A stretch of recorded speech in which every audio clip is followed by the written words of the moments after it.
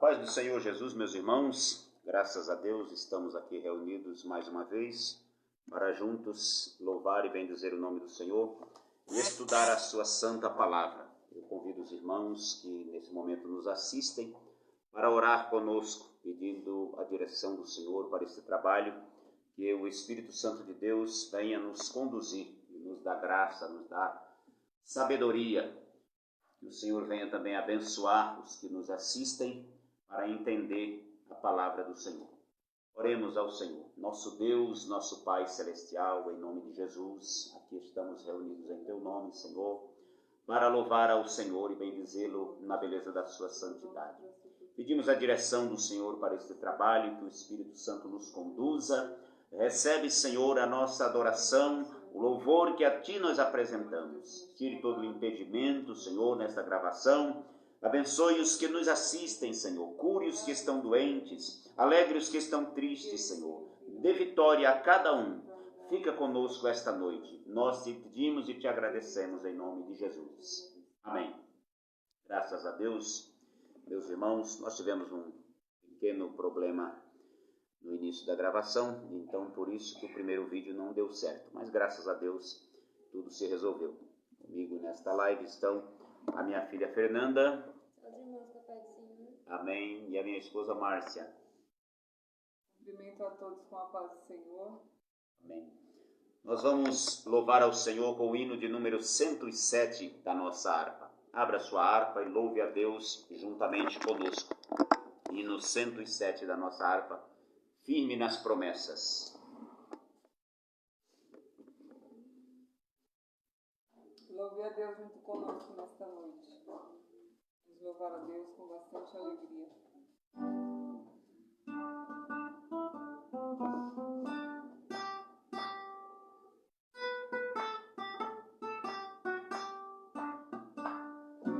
Firme nas promessas do meu Salvador, cantarei louvores ao meu Criador, vivo na dispensação do seu amor, firme nas promessas de Jesus.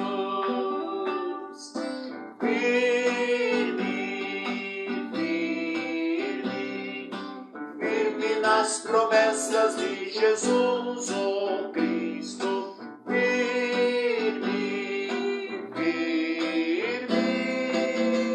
sim, firme nas promessas de Jesus, firme nas promessas hei de não falhar, quando as tempestades vêm me assolar, pelo verbo vivo hei de batalhar, firme nas promessas de Jesus.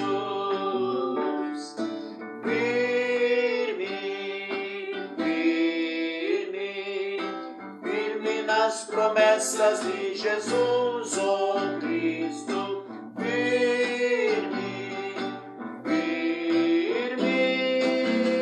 sim, firme nas promessas de Jesus,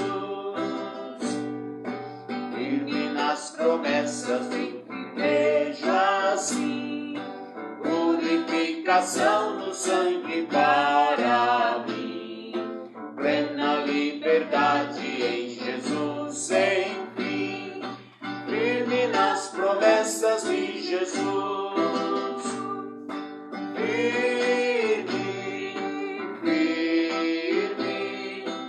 firme nas promessas de Jesus, oh Cristo,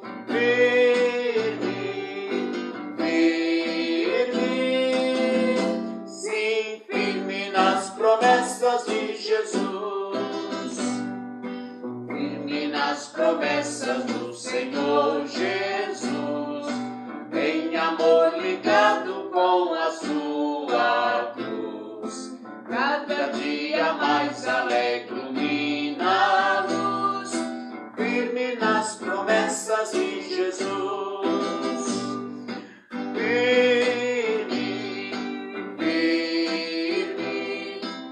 firme nas promessas de Jesus, oh Cristo, firme,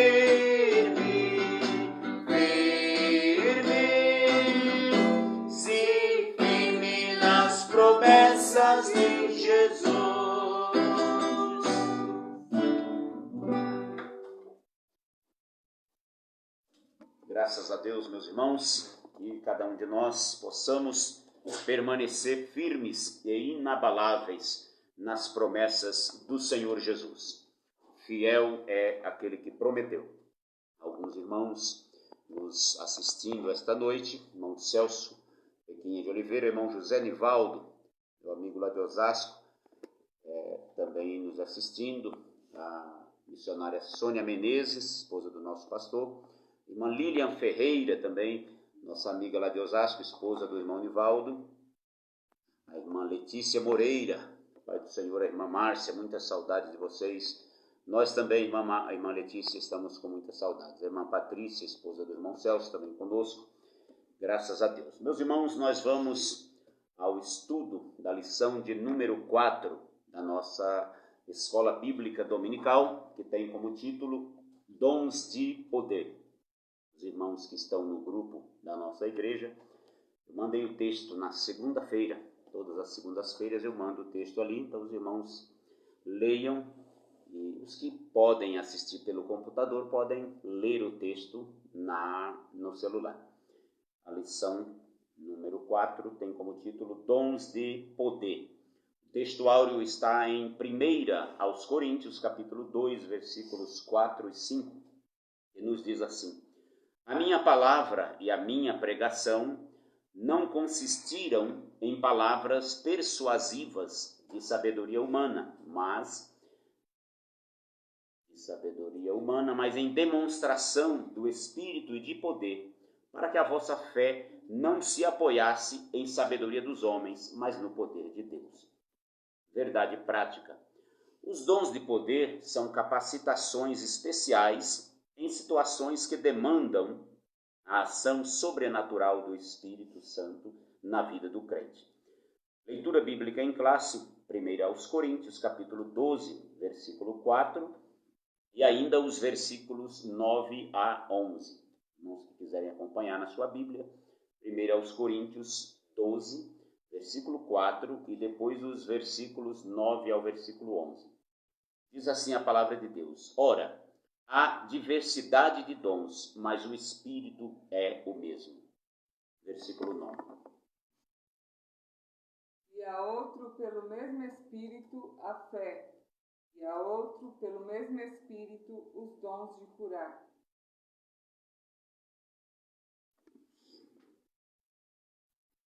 E a outro a operação de maravilhas, e a outro a profecia, e a outro o dom de discernir os espíritos, e a outro a variedade de línguas, e a outro a interpretação de línguas. Versículo 11. Mas um só é o mesmo Espírito, opera todas essas coisas, repartindo particularmente a cada um como quer.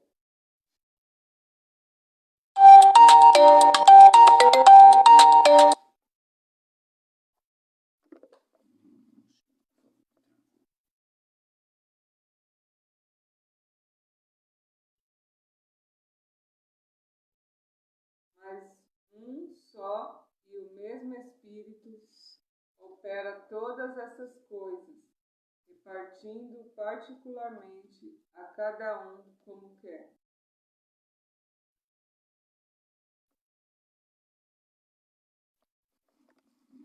Graças a Deus, meus irmãos, Senhor. Nós vamos dar continuidade ao nosso estudo dos dons espirituais esta noite. Na lição passada, nós estudamos sobre a categoria dos dons de revelação. Entre os dons de revelação estão o dom da palavra da sabedoria, a palavra da ciência e o discernimento de espíritos. São dons que manifestam a sabedoria de Deus para as nossas vidas, para a igreja. E na lição de hoje nós vamos ver a segunda categoria de dons, que são os dons de poder. Entre os dons de poder estão o dom da fé, os dons de curar e os dons de operação de maravilha. Glória a Deus.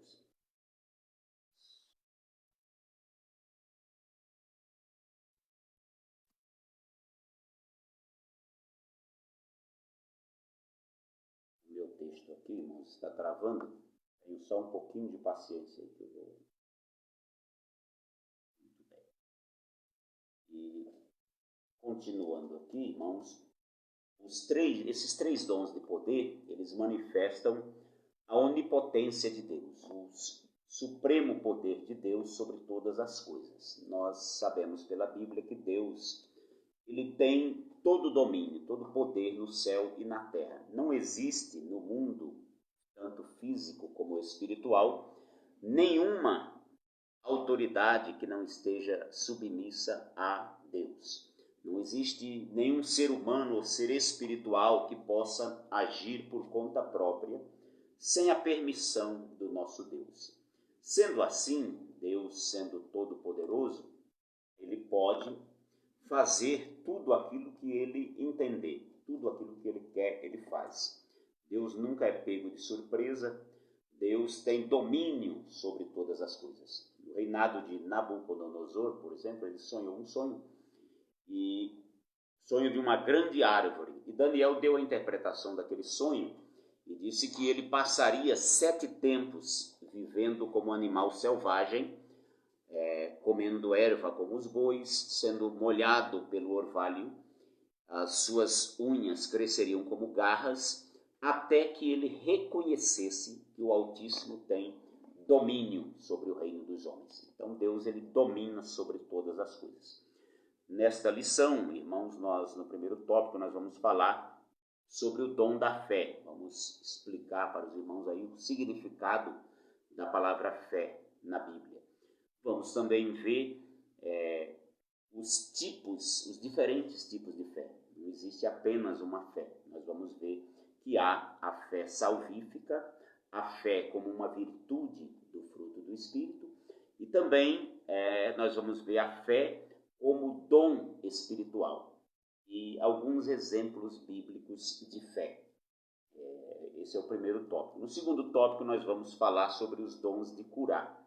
Nós vamos ver que este dom, no grego, ele está no plural, significando que não é apenas um dom de curar, mas são dons de curar. Nós vamos ver por que isso acontece. Muito bem. No terceiro e último tópico, nós vamos falar sobre o dom de operação de maravilhas. Esse dom de operação de maravilhas é um dom também ele está no plural, para operar sinais miraculosos, inexplicáveis do ponto de vista humano. E são dons, são sinais que alteram o curso normal da natureza, as leis da natureza, ou impedem ações malignas e satânicas contra a Igreja do Senhor. Tópico 1. O dom da fé. 1 Coríntios 12, 9a. Todos os seres humanos, em geral, eles têm fé, até mesmo os ateus. As pessoas, mas o ateu não tem fé? Tem. Essa é a fé natural. O que significa esta fé natural? Significa que, para vários aspectos da nossa vida, nós necessitamos de fé. Necessitamos crer em algo que nós não estamos vendo. Por exemplo, a pessoa que fica num ponto de ônibus, ele está crendo que o ônibus vai passar ali. Quem está na estação do trem ou do metrô, esperando o trem ou o metrô passar, ele está crendo que o trem vai passar ali, senão, do contrário, não estaria. O agricultor, por exemplo, ele faz a sua plantação crendo que vai chover. Ele não está vendo a chuva, mas ele está crendo que vai chover. Quando você entra em um avião, por exemplo, você está crendo que tem um piloto ali na cabine pilotando aquele avião. Você não está vendo ele. Nós sabemos que tem um piloto ali, mas nós não estamos vendo. Também nós não sabemos o que ele vai fazer, mas nós cremos, nós acreditamos, confiamos. Então, por isso, todos os seres humanos, de um modo geral, têm a fé natural. Os ateus costumam dizer que eles só creem naquilo que veem, mas isso não é verdade. Eles só aplicam isso, na verdade, para as coisas de Deus. Quando falam das coisas de Deus, então eles aplicam esse critério de só crer naquilo que vê, naquilo que pode provar em laboratório. mas existem inúmeras coisas que eles acreditam sem, no entanto, estarem vendo. A fé, irmãos, é algo concedido por Deus ao ser humano. Deus criou o ser humano como um ser crédulo, para crer. Então, com o passar do tempo, os homens se afastaram de Deus, os seres humanos. Se eles não crerem em Deus, eles vão crer em outra coisa. Eles vão crer em outras divindades, criados por eles mesmos. Vão crer em si mesmo, na sua própria capacidade. Mas o fato é que o ser humano é um ser crédulo, é um ser que crê em alguma coisa. Isso desde os primórdios.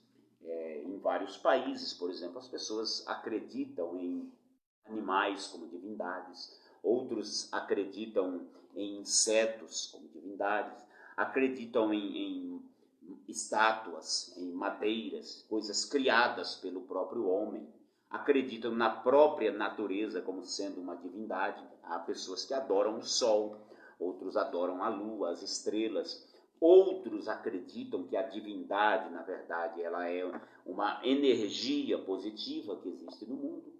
Então, são chamados de panteísta. Tudo isso é fé. É uma fé em alguma coisa, porque a pessoa se desviou da fé verdadeira. Mas o que é fé? Existe mais de um tipo de fé? Quais são os exemplos bíblicos de fé? É sobre isso que nós vamos falar agora nesse tópico. Nós vamos responder a estas perguntas. A primeira pergunta, o que é fé? Não é fácil nós definirmos a palavra fé. Por quê? Porque existe, como eu falei para os irmãos, o sentido de fé ele é muito amplo. E todas as pessoas, de certa forma, creem em alguma coisa. Até os ateus creem. Então, como o sentido de fé ele é muito amplo, existem muitos tipos de fé. Muitas pessoas acabam confundindo fé com pensamento e confissão positiva. As pessoas dizem, não, eu creio que isso vai acontecer. Eu creio e ficam repetindo isso, acreditando que isso é fé. Essa doutrina é chamada de confissão de fé ou teologia da prosperidade. A teologia da prosperidade segue, uma parte dela é a confissão de fé, é declarar as coisas. Por isso que em algumas igrejas, as pessoas, quando vão pregar, eles falam assim, declare isso e aquilo para o seu irmão. Porque eles aprenderam com esses hereges da confissão de fé. E aí acabam repetindo isso sem saber o que estão fazendo. Mas, irmãos, isso é confissão positiva. Isso não tem nada a ver com fé. Fé é você crer no que você não está vendo. Isso é fé.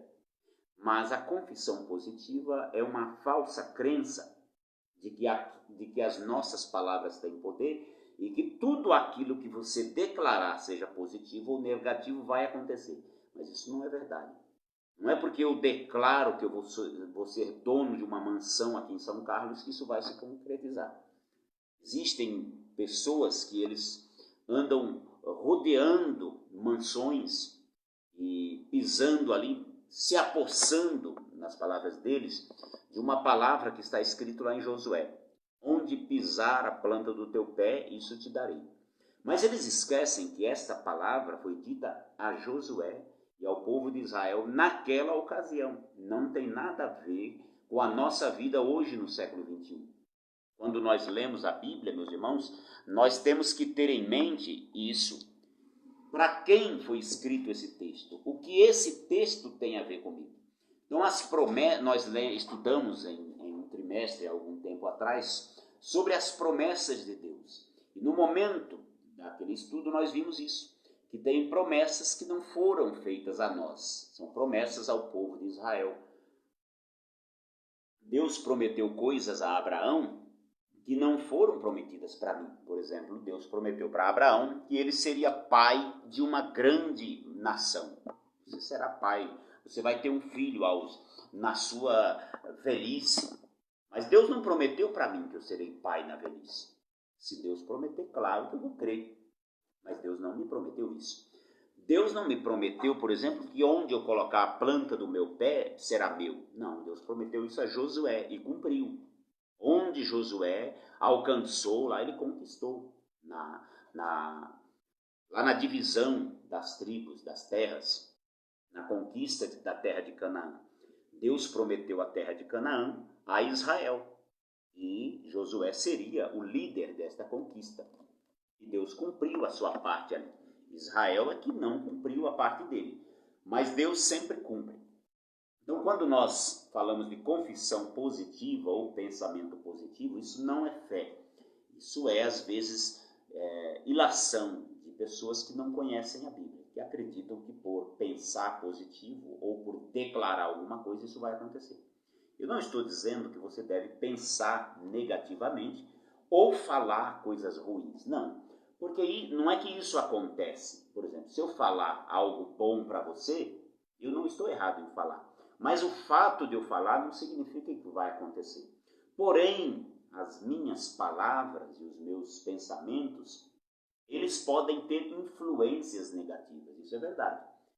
Se eu falar para um filho meu o tempo inteiro, você não vai servir para nada, você não vai prestar para nada, não é porque eu falei isso que ele não vai prestar. Não, se ele servir a Deus de todo o coração dele, não tem problema algum. Porém, as minhas palavras negativas podem desmotivá-lo ou podem fazê-lo entrar em depressão, numa tristeza profunda. Então, não é correto você amaldiçoar ninguém, não é correto você viver lançando palavras negativas sobre as pessoas por causa da influência que isso pode causar, da tristeza, de ferir as pessoas. Mas isso não tem nada a ver com fé. A palavra fé no hebraico é emuná. Em grego é pistes, o substantivo, pisteu, o adjetivo, e em latim é fide. Estas palavras significam confiança, significam convicção, firme convicção, persuasão e fidelidade. Então observe que tem mais de um sentido. Como é que eu vou descobrir o sentido da palavra fé? De acordo com o contexto. Então, tem palavra fé na Bíblia que ela está significando confiança, crença em alguém. Pode ser em Deus ou em outra pessoa. A palavra fé, em alguns lugares, vai significar convicção. Ela também pode significar doutrina. A fé que uma vez foi dada aos santos, isso na verdade é a doutrina, a palavra de Deus. E persuasão, a fé. E fidelidade, como fruto do Espírito, a palavra fé é fidelidade. Quando nós falamos da definição de fé na Bíblia, a melhor definição que temos é Hebreus 11, versículo 1. Hebreus 11 é o chamado capítulo da galeria dos heróis da fé. E lá diz o seguinte: a fé é o firme fundamento, ou seja, é a certeza daquilo que se espera e a prova ou a convicção daquilo que não se vê. O que isso quer dizer? Você crê na palavra de Deus. Isso é a certeza, isso é o firme fundamento. Se alguém disser em que está fundamentado a sua religião? Na fé, a fé que eu tenho em Deus. Se eu precisar provar isso para alguém, não é fé. Fé é convicção. Eu creio em Deus porque eu o conheço. Então isso é fé. Fé é crer em Deus, é crer naquilo que Deus fala, é ter certeza de que aquilo é verdade. Isso é fé. Tomé, o discípulo do Senhor Jesus, que tinha o apelido de Dídimo, quando alguém disse a ele assim, Tomé, Jesus ressuscitou e apareceu a Simão. Alguns dos discípulos já ouviram. E ele disse, se eu não colocar o meu dedo no sinal dos seus cravos e não colocar a minha mão no seu lado, onde a lança perfurou, de maneira nenhuma crerei. Então, Tomé precisava ver para crer. E aí, uma semana depois, o Senhor Jesus apareceu aos discípulos. Eles estavam com as portas trancadas, com medo dos judeus. Tomé estava também entre eles. Jesus se apresentou e disse, paz seja convosco. E foi em direção a Tomé e disse, Tomé, coloque aqui o seu dedo no sinal dos cravos e coloque a sua mão no meu lado. E veja que sou eu mesmo. Não sejas incrédulo, mas tenha fé, ou mais crente. Então, ter fé é crer sem ver, pela confiança, pela convicção que você tem em Deus. Se você crê que Deus é infalível, você crê naquilo que Deus fala. Se você precisar que a ciência comprove o que a Bíblia diz, você não tem fé ainda. Claro que a arqueologia, ela prova hoje muito do que a Bíblia diz. Os arqueólogos já descobriram muitas cidades, muitos achados arqueológicos que comprovam relatos bíblicos. Mas nós não precisamos disso para crer. Nós precisamos disso muitas vezes para entender melhor. Por exemplo, tem lugares que a Bíblia relata que durante muito tempo os ateus, os céticos, duvidavam que tivesse existido. Como, por exemplo, o Império dos Hititas. Não se tinha conhecimento deles. Aí depois descobriram que eles existiram, mas não deve ter sido grande assim, para ter a importância que a Bíblia dá. Mas aí, com novas escavações, descobriram que de fato existiu aquilo exatamente como a Bíblia fala. Então, muitos lugares que eram desconhecidos há anos atrás, com a arqueologia, eles foram descobertos, comprovando o texto bíblico, que a Bíblia diz. Em latim, a palavra fé é fide, por isso que um dos pilares da reforma protestante é sola fide, somente a fé. Somente a fé, a salvação ela é pela graça e somente pela fé, sola fide. Na Idade Média, as pessoas acreditavam na salvação através das obras, através das penitências, através das indulgências vendidas pelo clero da igreja. Mas aí Martinho Lutero, lendo a Bíblia, ele encontrou o texto que diz assim: o justo viverá da fé, e se ele recuar, a minha alma não tem prazer nele. Então Martinho Lutero entendeu, e os reformadores entendeu que a salvação é somente pela fé, sola fide. Quando nós falamos de fé, ela tem duas dimensões. Porque é natural, é normal as pessoas imaginarem que fé é você crer e realizar prodígios, realizar milagres. Mas a fé, ela tem duas dimensões. Primeiro, a capacidade de realizar proezas em nome do Senhor. Quando nós lemos o capítulo 11 de Hebreus, o capítulo dos heróis da fé, lá diz o seguinte: pela fé, Noé, divinamente avisado das coisas que iriam acontecer, construiu uma arca e com ela salvou a sua família. Então isso é fé. Crer e realizar algo em nome do Senhor. Pela fé, Abel ofereceu a Deus melhor sacrifício do que Caim. Pela fé, Isaac foi sendo chamado, habitou em tendas também e creu que seria uma grande nação. Pela fé, Jacó.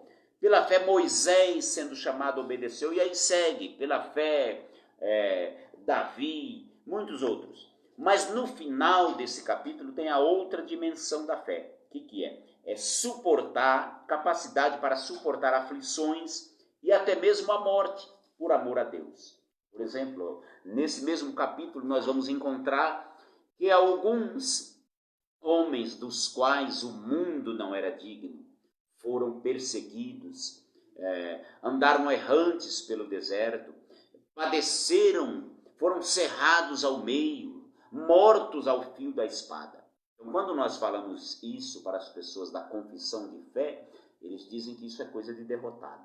Não aceite isso, porque isso é coisa de derrotado. Mas na Bíblia nós vemos que a fé, ela é tanto a capacidade de crer em Deus e realizar milagres, como também a capacidade de crer em Deus e suportar adversidades. Jeremias, o profeta Jeremias, por exemplo, ele foi chamado por Deus ainda jovem, e ele disse: eu sou apenas uma criança. Deus disse: não digas eu sou uma criança, porque onde eu te mandar, tu irás. E ele disse, Deus falou para ele que ele iria estabelecer reis, que ele iria pregar contra as nações. Só que ele foi preso. Quando ele entregou a sua mensagem, o rei não creu na sua mensagem. O rei entendeu que ele estava conspirando contra o governo, desanimando o povo, dizendo que o povo seria entregue ao rei de Babilônia. E aí ele foi lançado na prisão. Depois ele foi lançado num calabouço, num poço fundo, que só tinha lama, ficou lá atolado. Depois foi tirado de lá. Depois ele viu o seu povo ser entregue ao rei de Babilônia, ser dominado, a cidade onde ele nasceu foi queimada a fogo, o templo onde ele adorava foi destruído. Então, como nós vamos dizer que esse homem não tem fé? Então, as pessoas hoje costumam dizer, eu tenho fé para fazer isso e aquilo, e se Deus não fizer, eu rasgo a minha Bíblia, eu não sou o profeta de Deus. Fé não é isso, irmão. Isso é arrogância, isso é desconhecimento bíblico. Fé é você descansar no caráter de Deus, na bondade do Senhor. É você crer que Deus é maior do que a situação que você está atravessando. Isso é fé. Há pelo menos 4 tipos de fé. Primeiro, a fé salvífica. É aquela fé necessária para a salvação. Crer em Jesus Cristo. Crer que Jesus é o Filho de Deus e entregar sua vida a Ele. Isso é a fé salvífica. Para ser salvo é necessário ter esta fé.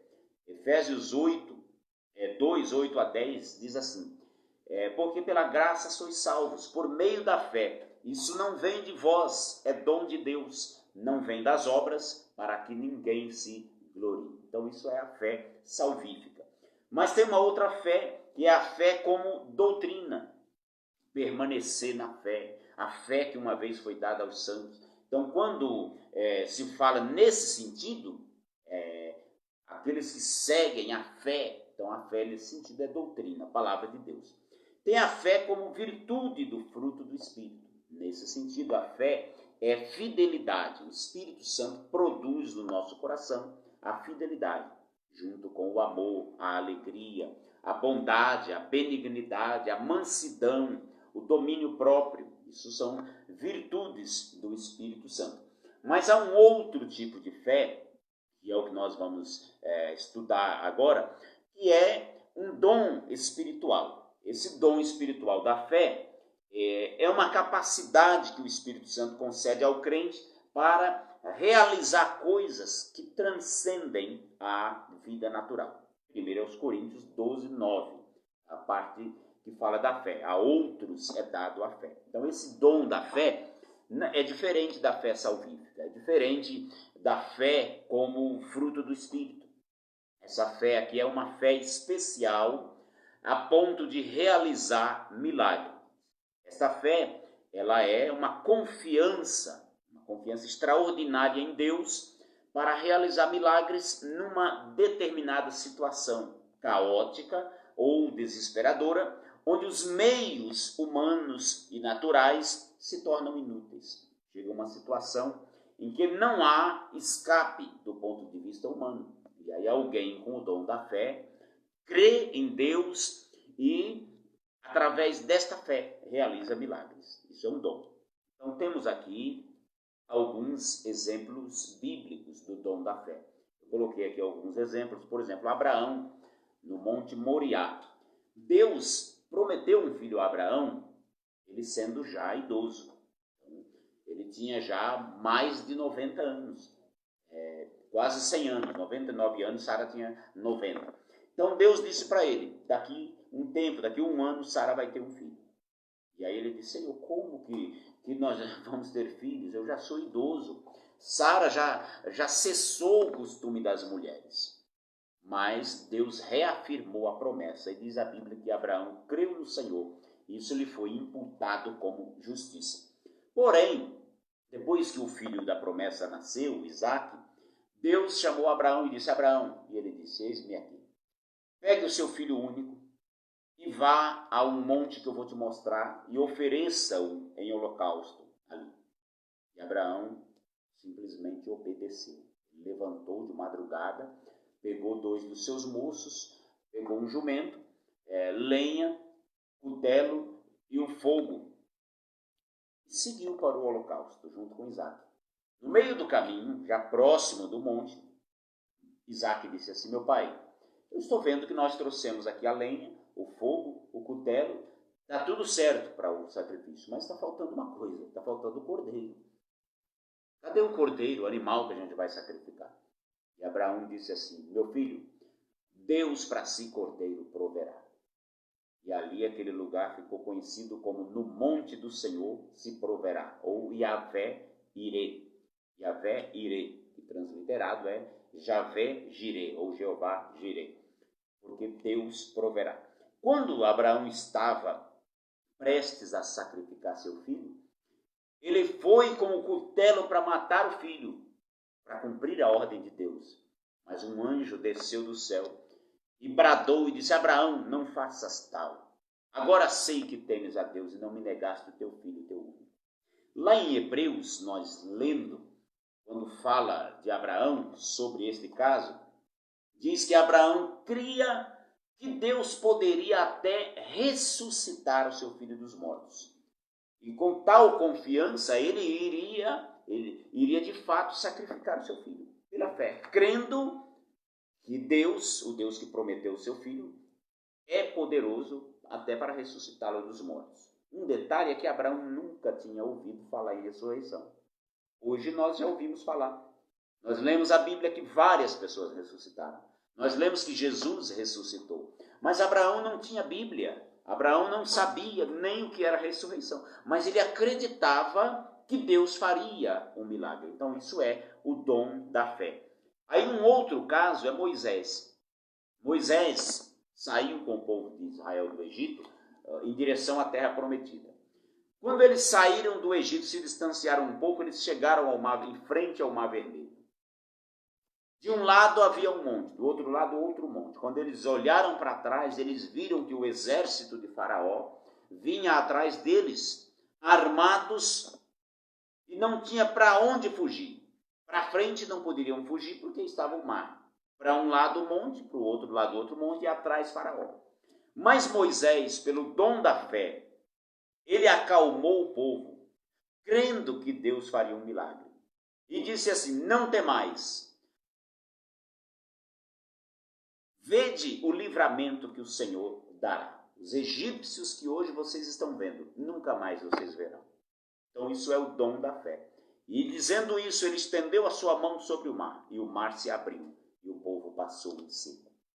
Outro caso do dom da fé no Antigo Testamento, Sadraque, Mesaque e Abednego, os 3 companheiros de Daniel, eles se recusaram a se prostrar diante da imagem de ouro que o rei Nabucodonosor havia levantado. O rei deixou uma ordem bem clara: quando vocês ouvirem o som dos instrumentos musicais, todos deverão se prostrar diante da imagem que eu levantei e adorá-la. Ele os advertiu dizendo: qualquer que não fizer isso, na mesma hora será lançado na fornalha de fogo ardente. Muito bem, colocaram lá, os músicos tocaram cada um dos seus instrumentos e todos se prostraram e adoraram a imagem, com exceção desses 3 jovens. E aí um grupo de auxiliares do rei chegaram à presença dele e disseram: ó rei, vive para sempre. O Senhor deu uma ordem de que todos deveriam adorar a sua imagem. E ele disse: é verdade. O Senhor disse também que aquele que não adorasse seria lançado na fornalha de fogo ardente. Porém, há 3 jovens aí que não fizeram caso do Senhor. Não adoram aos teus deuses, ignoram as tuas ordens. O rei, furioso, se levantou e disse: quem é? Ele disse: Sadraque, Mesaque e Abednego. E aí o rei disse: pode chamá-los aqui. Quero ter uma conversa com esses 3. Quando eles chegaram, o rei disse: ouçam bem, Sadraque, Mesaque e Abednego. Vocês ouviram a minha ordem que deveriam adorar a imagem de ouro que levantei. Agora fiquem atentos ao som dos instrumentos musicais que vão tocar. E quando tocarem, vocês vão se prostrar e vão adorar a imagem que levantei. Bom é vocês fazerem isso. Mas se não fizerem, serão lançados na mesma hora na fornalha de fogo ardente. E eles, pela fé, pela convicção que eles tinham em Deus, responderam: nós não precisamos te responder sobre esse negócio, ó rei.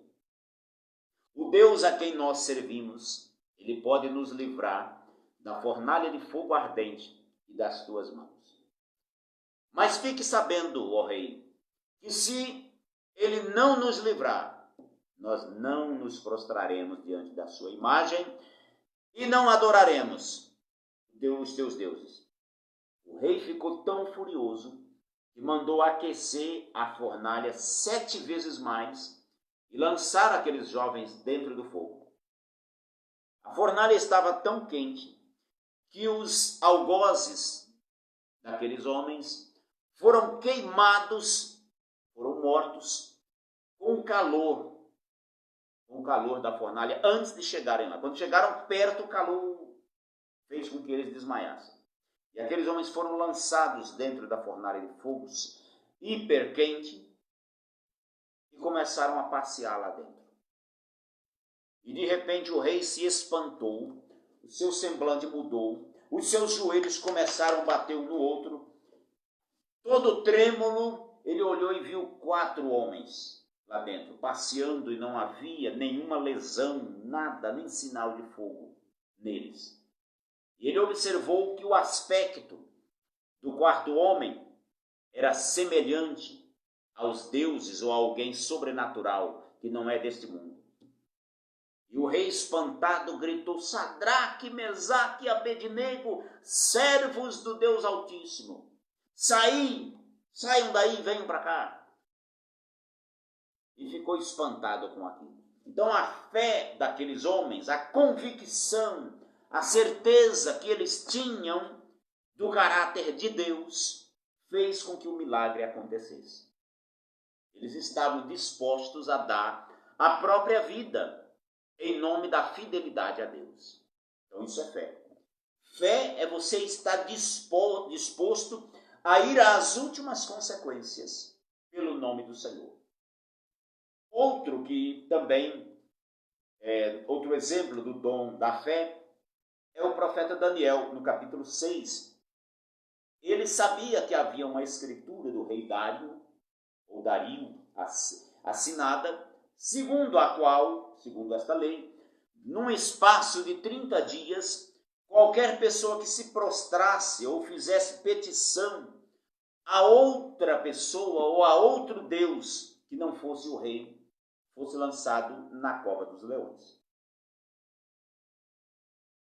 Daniel era um dos auxiliares principais do rei, um dos presidentes de províncias. O rei Dario, ele escolheu 120 príncipes e 3 presidentes de províncias, que eram os principais auxiliares do rei, para que o rei não sofresse dano. Esses homens iriam tomar a frente ali das decisões do governo para que o rei trabalhasse menos. Mas o rei tinha uma confiança tremenda em Daniel e não confiava muito nos outros. E aí esses homens, de forma sagaz, de forma malandra, foram diante do rei e o convenceram a assinar uma escritura, uma lei, segundo a qual, num espaço de 30 dias, quem fizesse pedido a outro rei que não fosse o rei Dario, seria lançado na cova dos leões. E também eles colocaram nessa lei que ninguém poderia mudar essa lei, nem o rei, porque era uma lei, segundo os medos e os persas, selada com o anel do rei, não poderia ser mudada, alterada. E aí, mesmo assim, Daniel continuou orando 3 vezes ao dia em sua casa, com a janela aberta no sentido de Jerusalém. Eles estavam no cativeiro, mas ele continuou crendo em Deus e orava com a janela aberta, sentido Jerusalém, intercedendo pelo povo. E aqueles homens foram lá e acharam ele nessa situação. E o levaram à presença do rei. E disseram: esse homem não tem feito caso da tua lei. Esse homem violou as leis da Pérsia, orando aos seus deuses, contrariando aquilo que foi decidido aqui em lei. E o rei ficou muito penalizado. Tentou livrar Daniel, mas aqueles homens o alertaram, dizendo: rei, fique sabendo que esta lei é uma lei assinada com o anel do rei, que ninguém pode mudar, nem o rei. Aí o rei, vendo que não tinha nada a fazer, disse a Daniel assim: o teu Deus, a quem tu continuamente serves, ele te livrará. Daniel foi lançado na cova dos leões, permaneceu lá toda a noite. O rei não dormiu aquela noite, não quis saber de música e ficou a noite em claro. Pela manhã, ele foi à cova dos leões e gritou da entrada da cova: Daniel, servo do Deus vivo, porventura o teu Deus, a quem tu continuamente serves, te livrou dos leões? E Daniel gritou lá do fundo da cova: ó rei, vive para sempre. Os leões não me fizeram nenhum mal, porque Deus enviou o seu anjo e fechou a boca dos leões. Porque ele sabia que em mim não havia culpa alguma. Diante disso, o rei Dário ordenou que os algozes de Daniel fossem lançados na cova dos leões. Os leões estavam tão famintos que antes que eles chegassem no fundo da cova, foram devorados pelos leões. Então, meus irmãos, aqui é um exemplo de fé. Daniel estava fazendo a coisa certa. Daniel era um homem justo, correto, e foi perseguido por causa da sua fé, mas ele confiou em Deus e o milagre aconteceu. Um outro exemplo de fé, que está na lição aí, é Paulo, o apóstolo Paulo. Ele, quando foi preso em Jerusalém, acusado de várias coisas, ele apelou para César, porque ele era um cidadão romano, e apelou para ser ouvido na sede do Império Romano, por César. E aí ele foi levado de navio para lá. Porém, no meio da viagem, houve um naufrágio, perderam todo o material, o navio foi se quebrando e tal, e chegaram a salvo, ninguém se perdeu. Porém, o navio, perdeu-se apenas o navio e a carga. E quando eles chegaram em terra, o Paulo foi picado por uma víbora venenosa. E os bárbaros sabiam perfeitamente que o veneno daquela... E, sabendo que era mortal, imaginavam que Paulo morreria em poucos minutos. E disseram, tá vendo? Esse homem é culpado. Ele é tão culpado que agora foi picado por uma serpente e vai morrer. Paulo simplesmente sacudiu a serpente assim da mão, estava grudada na mão dele, e ela caiu no fogo lá. E eles ficaram imaginando, esperando o momento de Paulo tombar e morrer, porque o veneno daquela víbora era mortal. Porém, isso não aconteceu. E como isso não aconteceu, eles mudaram de opinião em relação a Paulo e começaram a dizer que ele era um deus. Ele tinha vindo do além, que ele era um deus, porque a víbora não foi capaz de matá-lo. Então aqui nós temos, por exemplo, alguém picado por uma víbora e tranquilamente crendo que Deus faria o milagre, e Deus fez. Então isso é o dom da fé. Um último exemplo, para que os irmãos entendam o dom da fé, é o caso de Estevão. Estevão era um dos diáconos escolhido pelos apóstolos, está lá em Atos 7, 55 a 60. Ele pregava a palavra de Deus com uma autoridade tremenda e chamaram alguns principais da sinagoga, alguns teólogos lá, para debater com ele. Mas eles não conseguiam vencer o espírito que falava através de Estevão, como nós vimos na lição passada. E aí, quando eles perceberam que não venciam, chamaram uns homens de Belial para acusar Estevão de blasfêmia diante do sumo sacerdote. Isso era motivo para apedrejá-lo. Quem blasfemasse contra Deus seria apedrejado. Então eles acusaram falsamente a Estevão de blasfêmia e começaram a apedrejá-lo. Porém, Estevão olhou para o céu, viu o céu aberto e Jesus em pé para recebê-lo. E intercedeu pelos seus algozes. Então isso é fé. A fé, mesmo diante da morte, faz você interceder pelos seus perseguidores. Faz você contemplar o céu aberto. Então, um milagre acontece através do dom da fé. Quem tem o dom da fé, irmãos, tanto pode realizar sinais miraculosos em situações adversas, onde os meios humanos são insuficientes, como pode também enfrentar duras perseguições e até enfrentar a morte com convicção e destemor. Existiram ao longo da história da igreja muitos servos de Deus que foram mortos pelo nome do Senhor, por causa da sua fé, mas eles não recuaram.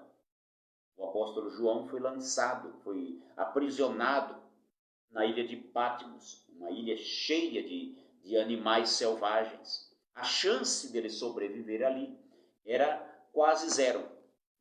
Pelos meios naturais, ele não sobreviveria. Porque ali ele certamente seria morto por leão, por serpentes, por vários animais. Mas ele milagrosamente escapou da morte e viu as visões do Apocalipse. Deus lhe revelou as coisas que em breve iriam acontecer. Então, o servo de Deus, ele tanto pode ter o dom da fé para realizar milagres, como pode ter também a capacidade de suportar adversidades, a duras penas, com alegria, louvando e bendizendo a Deus. Esse é o primeiro dos dons de poder. O segundo dom de poder é os dons de curar, no plural. Na lição 10 do trimestre passado, nós estudamos uma lição com o tema O Senhor Jesus cura hoje, falando nessa lição a respeito da atualidade do dom da cura.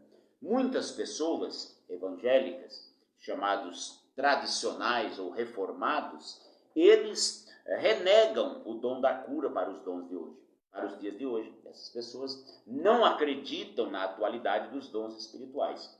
Mas um dos pontos principais pregados pelos pioneiros, fundadores das Assembleias de Deus no Brasil é Jesus Cristo cura. Eles diziam Jesus Cristo salva, Jesus Cristo cura, Jesus Cristo batiza com o Espírito Santo e em breve voltará. Esses eram os 4 pilares da mensagem dos fundadores da Assembleia de Deus. E eu creio que Jesus continua curando.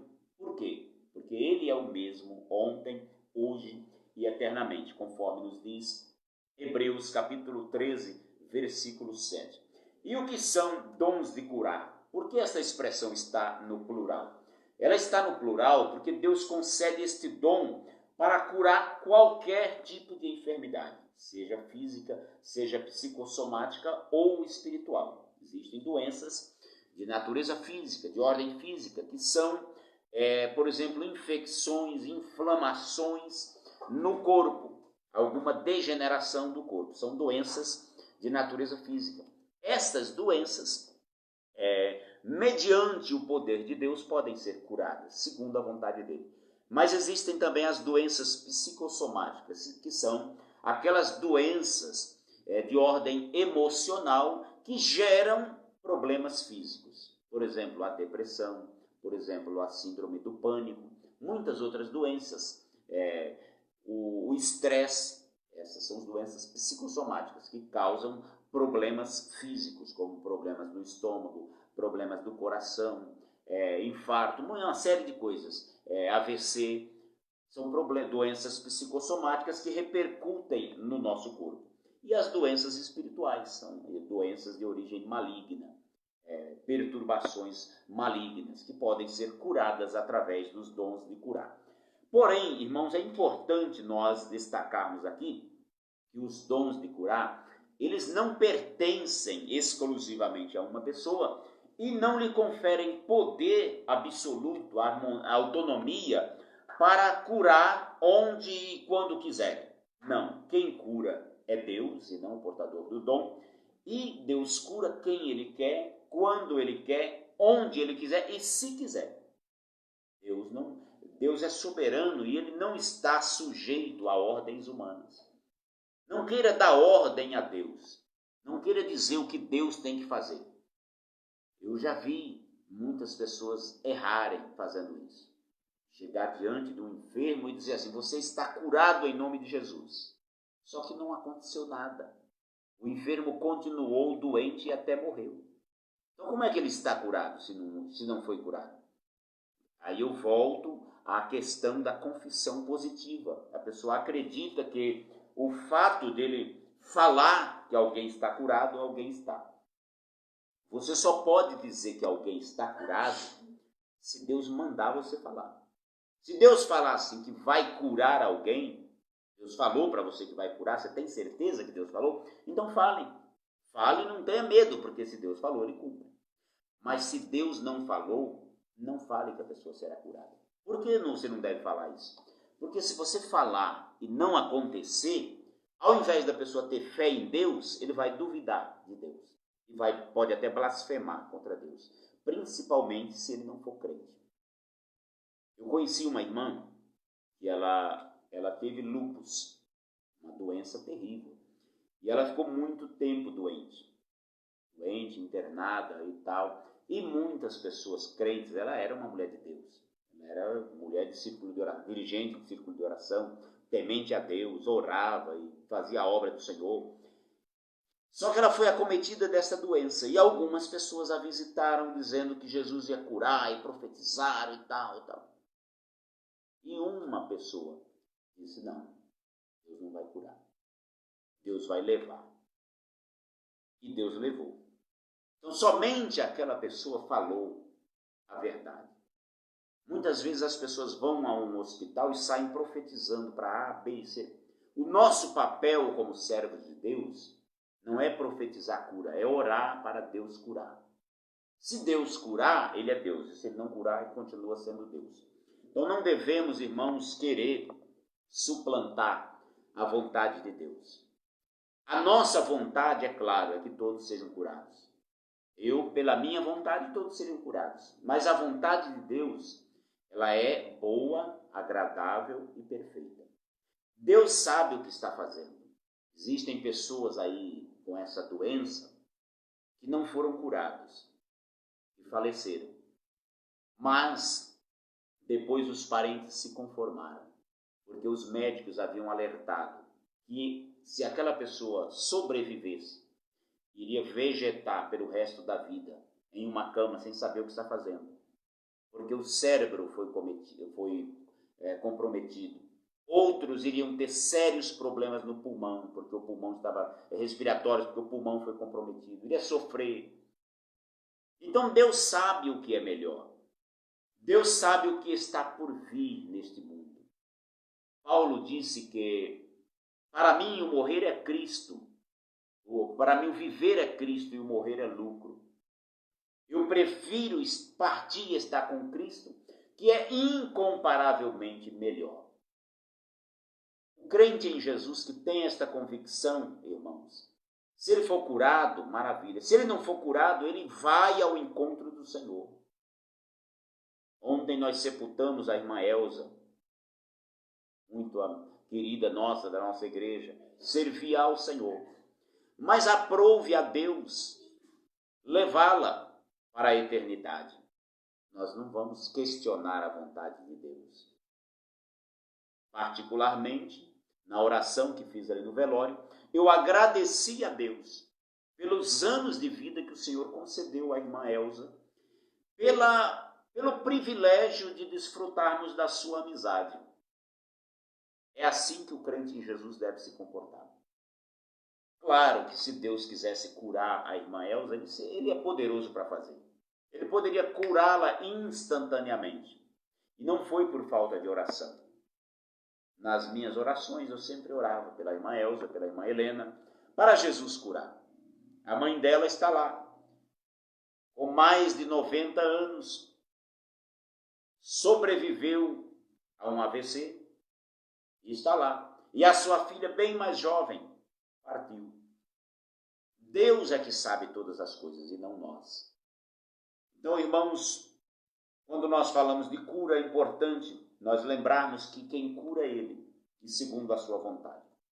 Temos o povo de Israel, ele tinha a promessa de Deus de que se fossem obedientes, Deus os curaria das suas enfermidades. E se fossem desobedientes, seriam acometidos de enfermidade. Deus se apresentou a Israel com o título de Yahvé Rofeká, ou Yahvé Rafá, que significa o Senhor que sara. Está lá em Êxodo 15, 26. Nos tempos do Antigo Testamento, a medicina era precária, era mais um curandeirismo. Algumas nações praticavam a feitiçaria acreditando que os deuses poderiam curar as suas enfermidades. Mas o povo de Israel, ele tinha a promessa de Deus: eu sou o Senhor que te sara. Então, Israel cria no Senhor. E muitas doenças no Antigo Testamento foram curadas. Eu separei para os irmãos aqui alguns exemplos. Por exemplo, Sara, Rebeca, Raquel e Ana, a mãe de Samuel, eram estéreis. Naquela época não existia tratamento para a esterilidade. Hoje existe. A mulher é estéril, ela pode fazer um tratamento para engravidar. Naquela época não existia ginecologista, não existia pré-natal, não existia nada disso. Então ali havia no máximo uma parteira que aprendia com a experiência a fazer um parto. Então a mulher não tinha nem como saber ali se estava grávida, não existia teste de gravidez como hoje. E as mulheres que não tivessem filhos, elas se achavam malditas. Os filhos naquela época eram considerados bênção de Deus. Então a mulher que tinha filhos, ela se considerava abençoada por Deus. E o contrário também. Uma mulher que não tinha filhos era considerada uma pessoa inválida, uma pessoa desgraçada, sem a graça de Deus. Então, imagine Sara, a mulher de Abraão, não tinha filhos, envelheceu e não tinha filhos. E Deus prometeu a Abraão que ele seria pai de uma grande nação. E no auge do seu desespero, Sara disse: não, você não deve ter entendido a promessa de Deus direito. Então é o seguinte, naquela época existia um costume das patroas terem filhos através das suas escravas. A escrava ia lá, se deitava com o marido, e ela tinha um filho como se fosse dela. E Sara adotou esse procedimento com a sua escrava Agar, e teve Ismael. E aí Deus se revelou para eles e disse: não, não é isso não. Eu também vou abençoar Ismael por amor a Abraão. Mas o filho da promessa será Isaque, e ele vai nascer de Sara. E ele disse a Abraão: em Isaque será chamada a tua descendência. E nasceu Isaque no tempo marcado por Deus. Então Deus curou a esterilidade de Sara. Rebeca, a esposa de Isaque, do mesmo jeito, não tinha filhos. E a Bíblia diz que Isaque orou insistentemente ao Senhor por sua esposa, e ela teve gêmeos, Esaú e Jacó. Depois, Raquel, a esposa predileta de Jacó, não tinha filhos também, e chegou para Jacó e disse: dá-me filhos, senão eu morro. E Jacó disse: porventura estou eu no lugar de Deus? Continuou orando, e Deus deu a ela 2 filhos, José e Benjamim, e ela morreu de parto no segundo filho. Deus também curou a esterilidade de Ana, a esposa de Eucana. Ela era a esposa preferida, e Penina, a sua adversária, tinha filhos e zombava dela porque ela não tinha. E ela entrou no templo e começou a orar, no tabernáculo ali.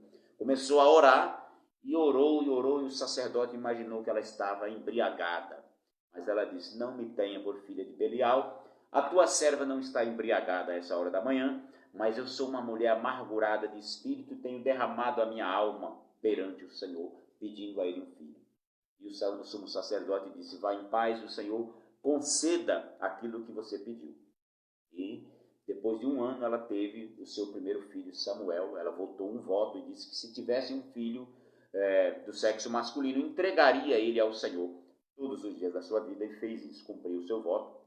E Samuel, desde a sua infância, foi criado na casa do Senhor, servindo a Deus. Depois ela teve mais 5 filhos.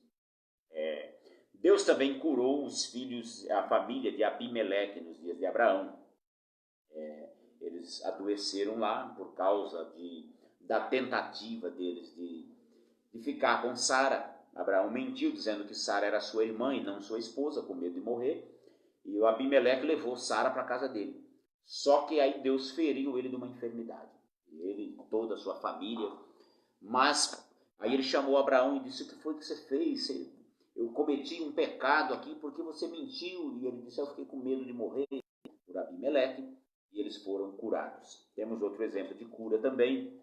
Os israelitas, quando eles desobedeceram ao Senhor, cometendo pecado de idolatria e participando dos sacrifícios junto com as moabitas, Deus enviou serpentes e morreu 24.000 pessoas por conta disso. E aí eles clamaram ao Senhor, Moisés também clamou, principalmente Moisés, e Deus mandou que fizesse uma serpente de metal e erguesse. Aquela serpente apontava para Cristo. E Deus disse assim, qualquer que for mordido pela serpente, picado, e olhar para aquela serpente de metal será curado. E aí muitas pessoas foram curadas e cessou aquela praga. Também temos o caso do Naamã, o general do rei da Síria, que era leproso. E nos dias do profeta Eliseu, ele foi curado da lepra, quando o profeta mandou ele mergulhar 7 vezes no Rio Jordão. Na 7ª vez ele mergulhou e saiu ali a sua pele igual à pele de um bebê, sem nenhum problema, sem nenhuma mancha. Foi um milagre de Deus. Temos também o caso do rei Ezequias, no capítulo 38 de Isaías. O profeta Isaías foi ordenado por Deus que fosse ao palácio do rei Ezequias e dissesse: põe em casa em ordem a tua casa, porque morrerás e não viverás. E diante desta sentença, a Bíblia diz que ele virou o rosto para a parede, orou e chorou muitíssimo. E aí Deus, o profeta Isaías estava saindo do palácio, e Deus ordenou que ele voltasse lá e dissesse a Ezequias que ele viveria ainda mais 15 anos. Eu ouvi a tua oração e tu viverás ainda mais 15 anos. Ele foi curado desta enfermidade. Temos também um número maior de curas. O Novo Testamento nos mostra que Jesus curou muitas pessoas durante seu ministério terreno. Temos o caso da sogra de Pedro, que ela estava com uma febre, e febre naquela época não existia antitérmico, não existia termômetro para medir pressão. Então, uma febre naquela época poderia ser fatal. E aí Jesus chegou à casa de Pedro e impôs as mãos sobre a sua sogra e a febre a deixou imediatamente. Temos também o caso da cura de um paralítico em Cafarnaum, está lá em Mateus 9, 1-8. Temos o caso desta cura. Jesus estava numa casa e uma grande multidão. E as pessoas trouxeram aquele paralítico, não tinha como entrar, e entraram pelo telhado da casa, desceram a cama. E Jesus olhou para o homem e disse: perdoados estão os teus pecados. Os fariseus murmuraram por conta desta afirmação, dizendo que somente Deus é que poderia perdoar pecados. E Jesus disse: o que é mais fácil dizer? Perdoados estão os teus pecados, ou toma a tua cama e anda? E houve ali aquela discussão e o homem foi curado imediatamente. Jesus também curou um leproso, em Mateus 8, 2-4. O homem chegou e disse: Senhor, se o Senhor quiser, o Senhor pode me curar. E ele disse: eu quero, seja limpo. Imediatamente ele foi curado da lepra. Ele curou também 10 leprosos de uma única vez. Em Lucas 17, 11-19, esses leprosos foram atrás de Jesus, gritando: Jesus, filho de Davi, tem misericórdia de nós. E ele disse assim: o que vocês querem que eu faça? E eles disseram: nós queremos ser limpos. E Jesus disse: vão, mostrem-se ao sacerdote. Eles foram, quando chegaram lá, já estavam limpos. E somente um voltou para agradecer, e era um samaritano. Também temos o caso da cura do cego de Jericó, Mateus 10, 46-52. Ele gritava, quando Jesus passava: Jesus, filho de Davi, tem misericórdia de mim. Jesus voltou-se para ele, mandou chamá-lo e disse: o que você quer que eu faça? E o cego de Jericó disse assim: Senhor, eu quero ver. E ele disse: veja, a tua fé te salvou. E imediatamente ele viu. Jesus também curou um cego de nascença, lá em João, capítulo 9. Jesus cuspiu no chão, pegou ali a lama e passou no olho do cego e disse: vá no tanque de Siloé, lave-se. E ele foi, lavou-se e voltou vendo. Isso não é para a gente fazer isso hoje. Jesus fez aquilo para demonstrar o seu poder sobre uma enfermidade.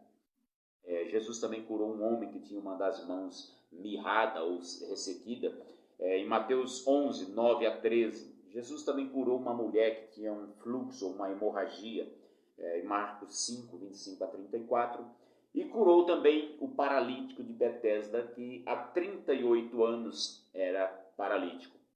E havia ali uma tradição de que naquele tanque de Betesda, de tempos em tempos, um anjo descia, movimentava as águas, e o primeiro que entrasse naquela água seria curado, após a agitação das águas. E aquele homem ficou 38 anos aguardando esse movimento, mas como ele era paralítico e tinha dificuldades de locomoção, enquanto ele ia, outro ia na frente dele.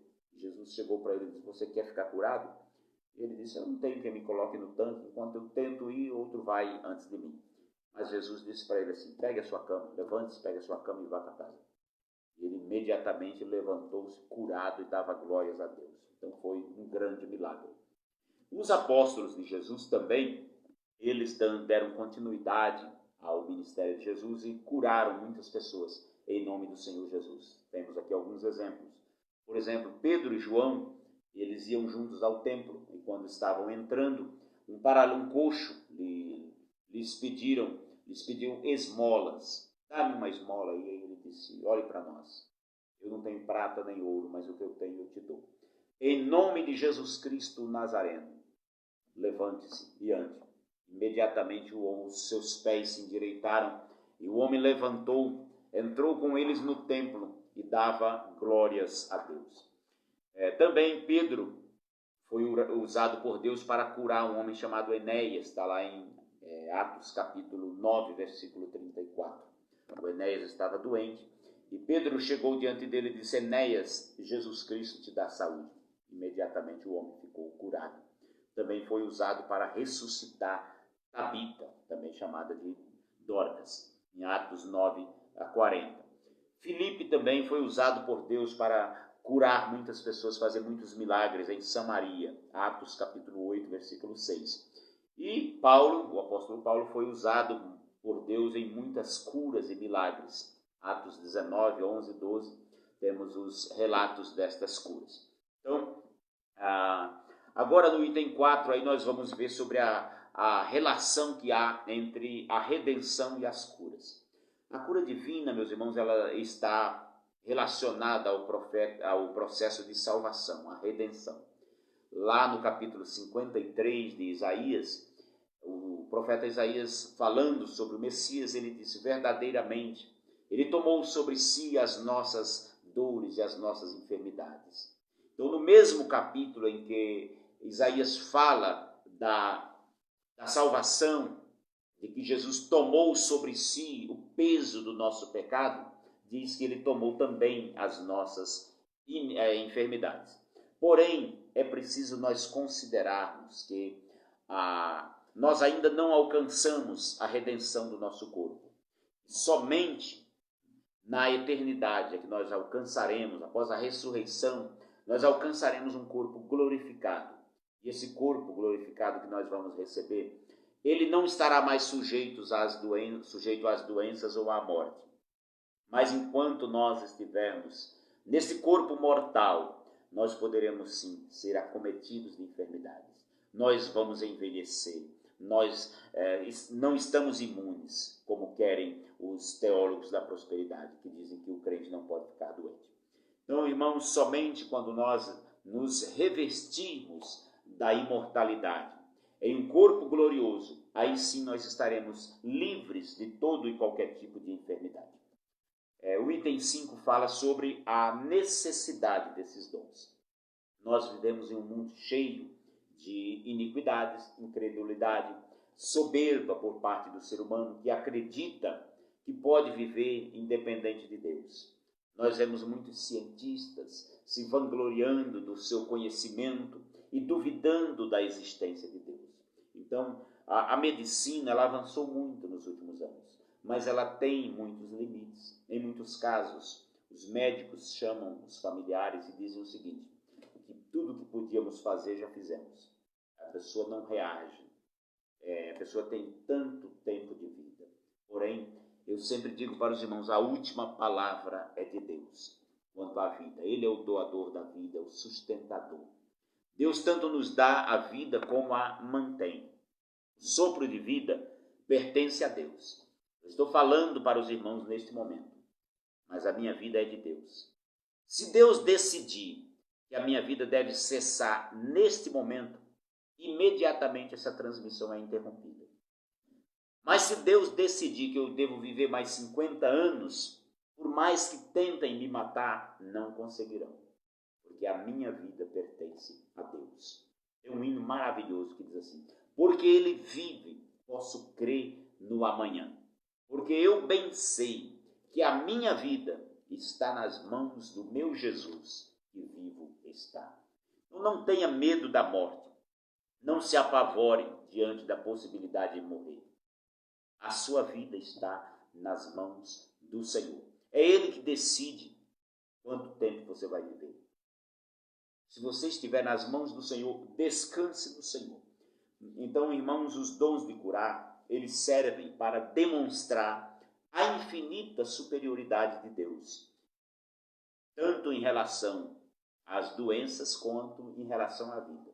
Deus é superior a todas as coisas. Se a medicina te der um diagnóstico negativo de que a sua vida, de que não tem jeito, eu já vi casos assim, muitos, e alguém chegar para nós e dizer: olha, orem por fulano, porque ele foi desenganado dos médicos. E a gente ora, e o tempo passa e a pessoa não morre. E existem pessoas que o médico não desengana e a pessoa morre. É Deus que decide. Confie no Senhor, busque a Deus. Para Deus não existe doença incurável. Se Ele quiser curar, Ele cura.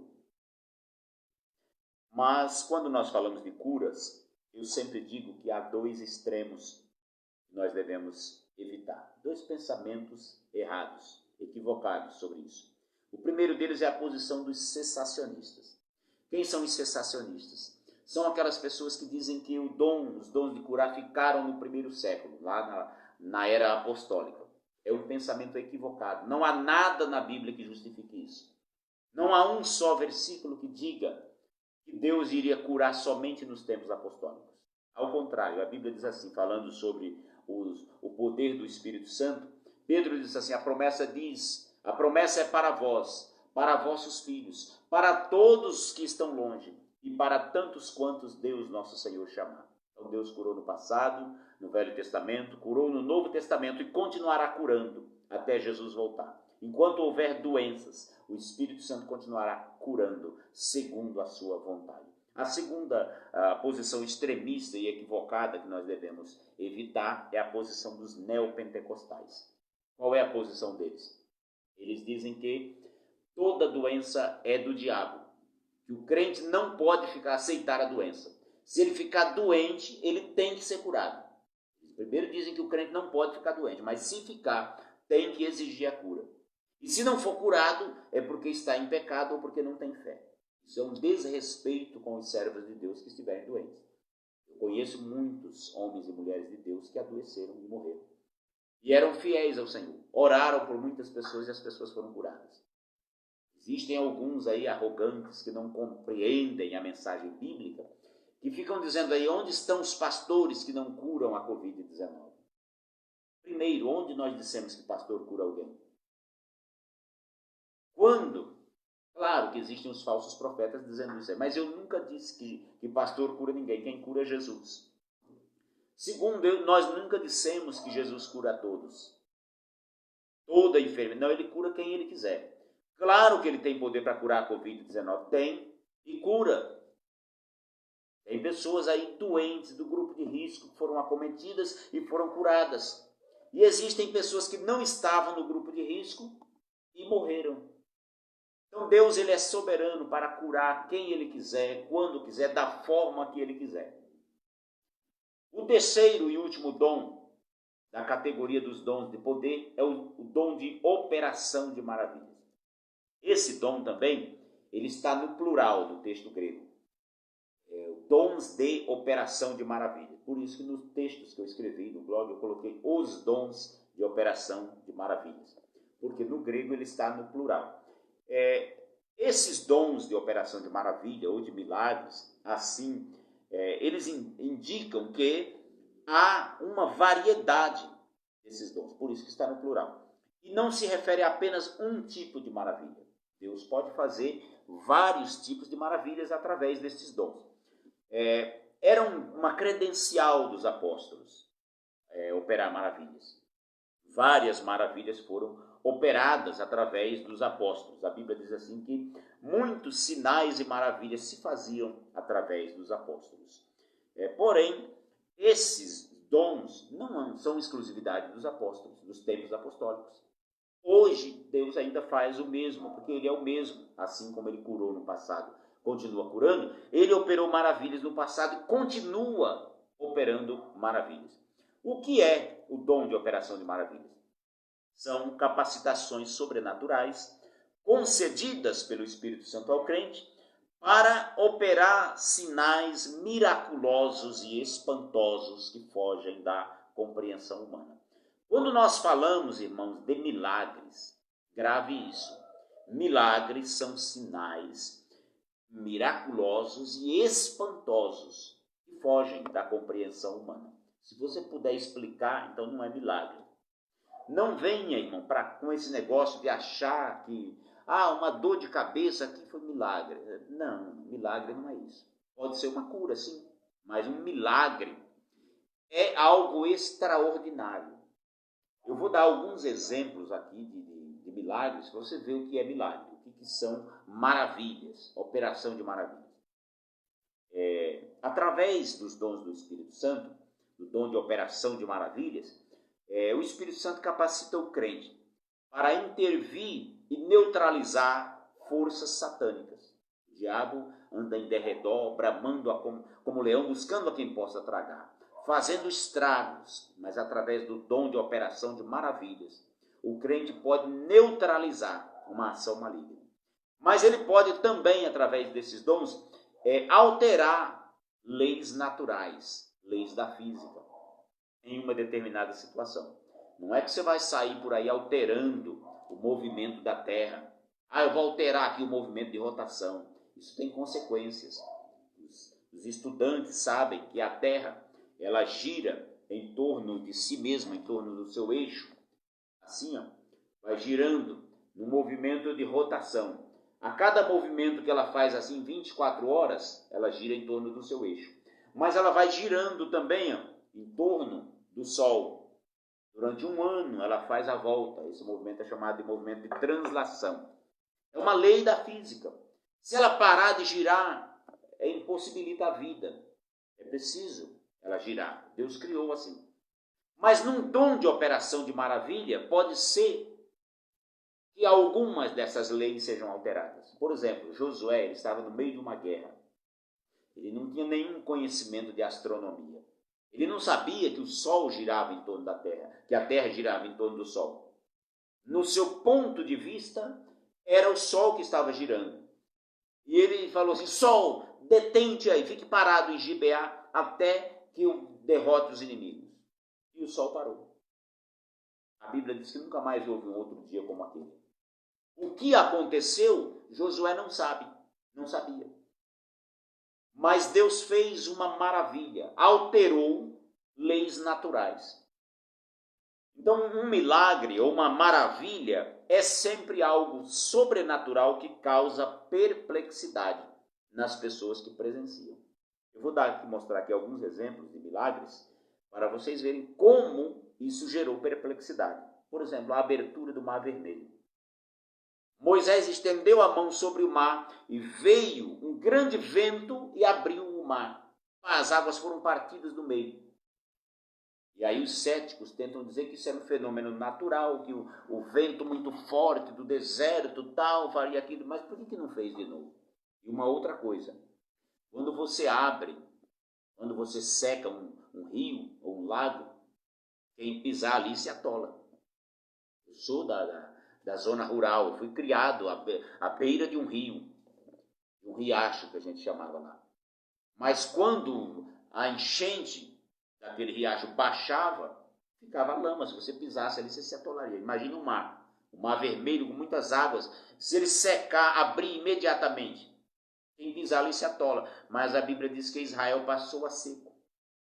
E depois, sob a ordem de Moisés, o mar voltou e matou os egípcios. Então isso é milagre, um mar se abrir. Depois a abertura do Rio Jordão, outro milagre.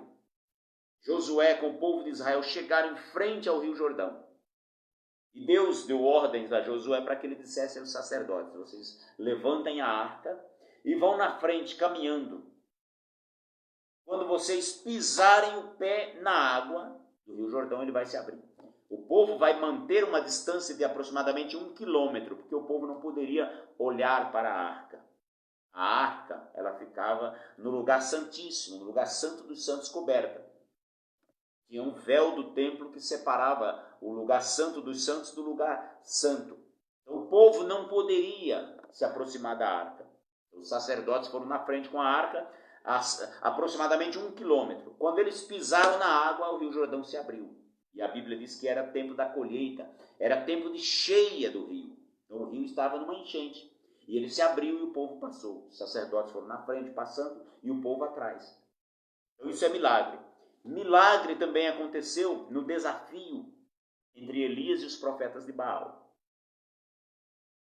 O povo de Israel estava numa idolatria tremenda. E Deus levantou Elias para combater essa idolatria.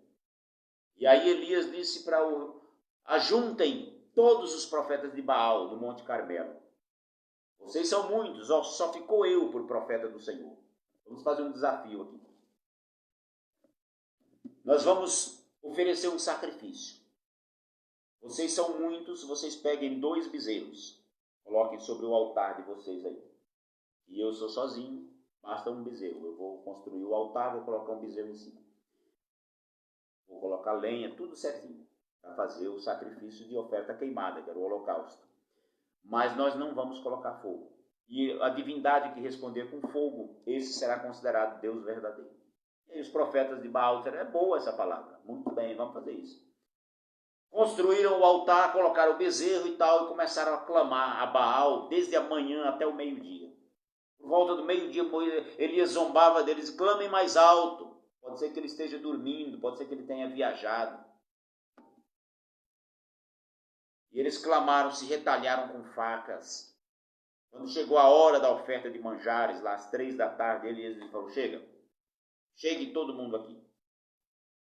E aí o povo se aproximou dele. Vamos ver agora o que vai acontecer. E aí ele consertou o altar do Senhor que estava quebrado. Colocou lá o bezerro em cima e fez uma pequena oração. Senhor Jeová, tu sabes que eu estou aqui e em teu nome fiz todas estas coisas. Manifeste-se hoje aqui e mostre que há Deus em Israel e que eu sou teu servo. Quando ele falou essas palavras, caiu fogo do céu, queimou o bezerro, queimou a lenha. Esses 2 aí, normal. Esses 2 aí eram inflamáveis, poderiam queimar. Mas queimou as pedras. Não é fácil, pedra não queima assim. Queimou a água. Acabou tudo. E o povo caiu por terra e disse: só o Senhor é Deus. O povo que há pouco tempo estava adorando Baal, caiu por terra gritando: só o Senhor é Deus.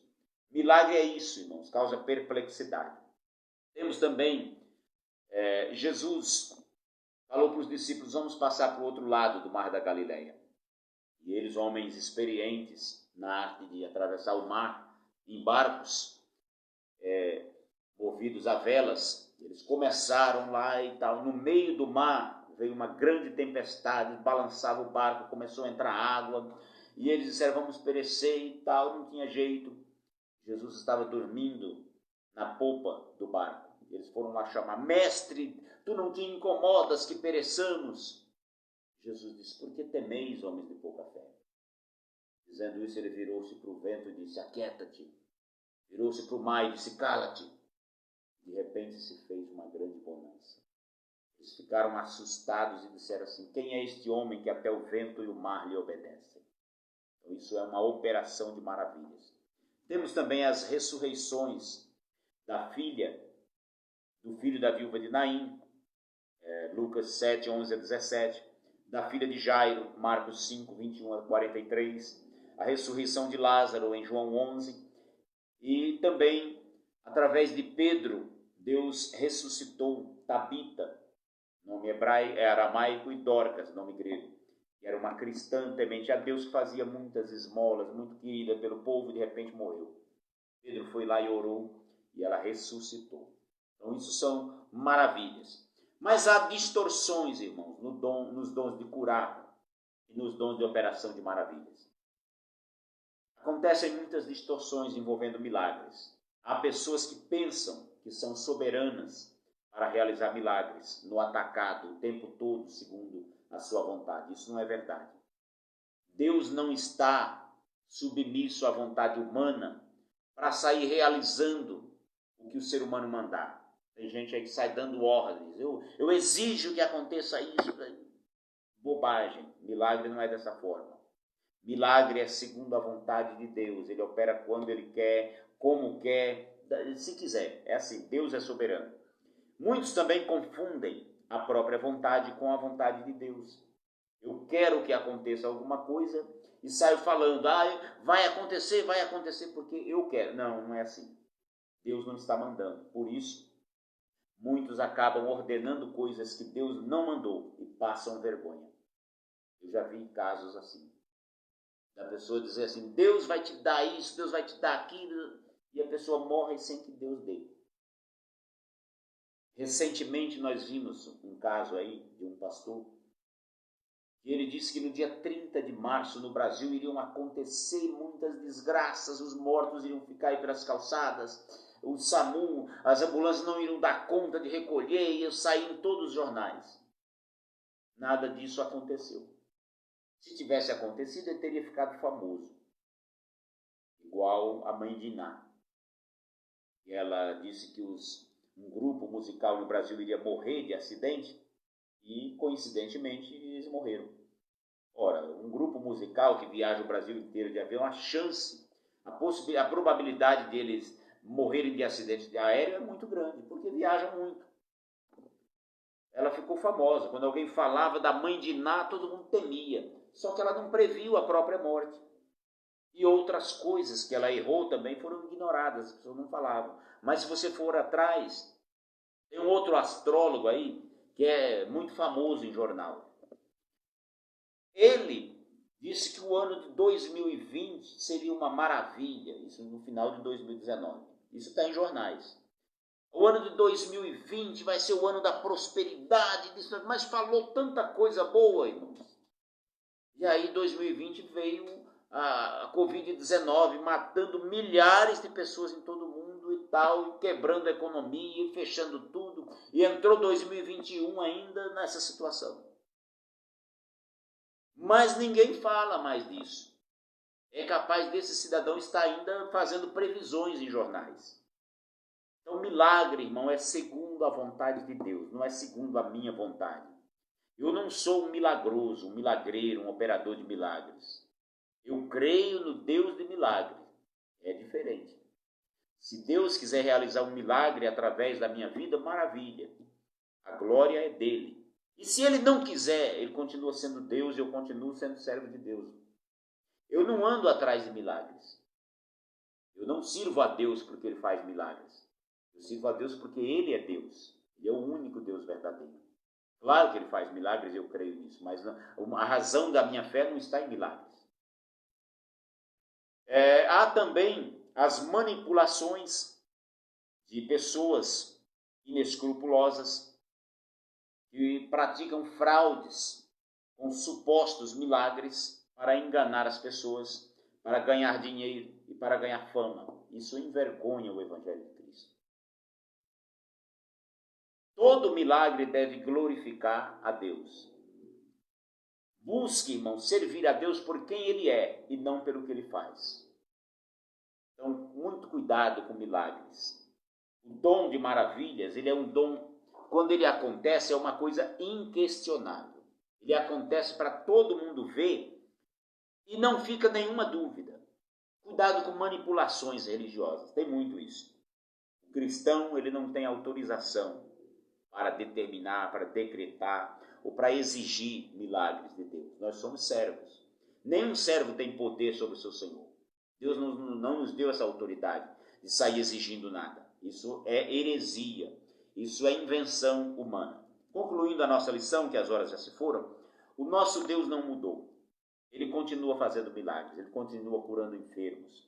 Como pentecostais, nós cremos na atualidade dos dons espirituais. Os dons de poder são ferramentas que o Espírito Santo coloca à disposição da sua igreja para legitimar a pregação do Evangelho. Mas devemos sempre nos lembrar que Deus é soberano, que Ele faz aquilo que Ele quer e não o que nós queremos que Ele faça. Quando Deus realiza um milagre, a glória é para Ele e não para o portador do dom. Amém? Deus continue abençoando os irmãos, que esta lição fique gravada nos corações e venha aumentar o nosso conhecimento a respeito de Deus. Sexta-feira que vem nós estaremos aqui novamente na nossa próxima lição, estudando a lição de número 5. Amém? Vamos orar nesse momento, agradecendo ao Senhor por esta lição. Nosso Deus, nosso Senhor, graças eu te dou, Senhor, pelo privilégio de estar aqui ensinando a tua palavra, falando para o teu povo aquilo que a tua palavra ensina. Eu procuro sempre ser fiel à tua palavra, ser fiel, Senhor, àquilo que o Senhor nos ensinou. Eu peço que o Senhor venha operar milagres nesta noite, através das nossas vidas, curando enfermos, operando maravilhas, tudo para a glória do teu nome. Fica conosco, nos dê um fim de semana abençoado. Eu te peço e te agradeço em nome do Senhor Jesus. Amém. Que a graça do nosso Senhor e Salvador Jesus Cristo, o amor de Deus, o nosso Pai, a comunhão e as consolações do Espírito Santo sejam com todo o povo de Deus. Todos dizem amém e Deus abençoe.